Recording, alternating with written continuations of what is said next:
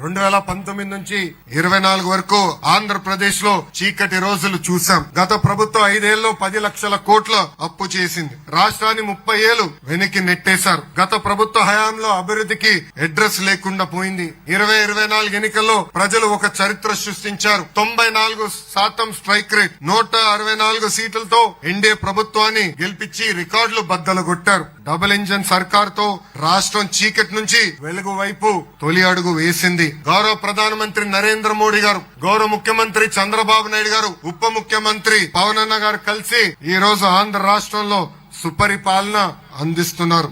ఎన్నో ఏళ్లుగా ఉన్న సమస్యలు మేము ఈ రోజు పరిష్కరించాం. విశాఖ ఉక్కుని కాపాడాం.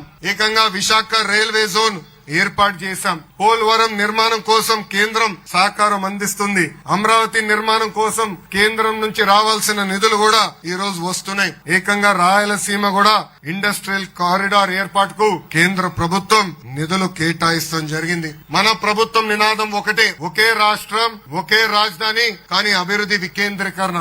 అందుకే అనంతపూర్ ని ఆటోమోటివ్ హబ్ గా తీర్చిదిద్దుతున్నాం. నార్త్ అనంతపూర్ కర్నూల్ ని రెన్యూబుల్ ఎనర్జీ హబ్ గా మన ప్రభుత్వం ఆర్నిసలు కష్టపడుతుంది. కడప, చిత్తూరు జిల్లాలకి పెద్ద ఎత్తున ఎలక్ట్రానిక్స్ మ్యానుఫ్యాక్చరింగ్ పరిశ్రమలు మేము తీసుకొస్తున్నాం. ఇంకా నెల్లూరు జిల్లాకి డైవర్స్ మ్యానుఫ్యాక్చరింగ్, అదే విధంగా ఒక రిఫైనరీ కూడా తీసుకొస్తున్నాం.